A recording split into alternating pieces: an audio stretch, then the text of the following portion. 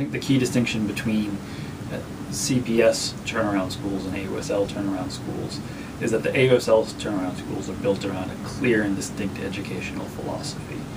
There's a clear idea about how students learn best. There's a clear idea about how teachers can teach best to facilitate that learning.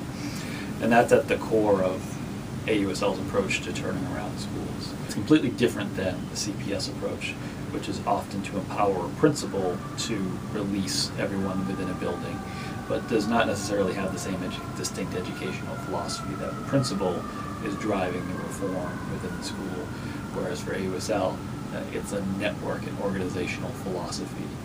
So in CPS turnarounds are given a short-term increase in their annual funding.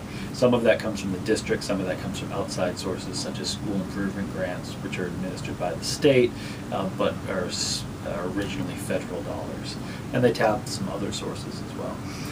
AUSL as an organization seeks funding from a wide variety of sources, and it has proven over the past several years to have strong streams of funding from a variety of different foundations, local foundations, national foundations. AUSL, because of AUSL's success in attracting foundation dollars and charitable donations, they've been able to spend significantly more and do so on an annual basis, on a consistent annual basis, than CPS turnarounds. So for instance, at least a couple of years ago, AUSL was spending somewhere around the order of $4,700 more per pupil to run their model. Right? That includes both the turnarounds and the preparation of new teachers, the training academies.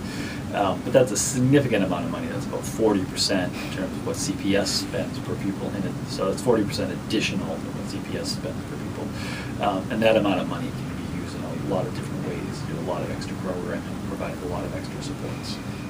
But AUSL has consistently been given schools to manage by the board.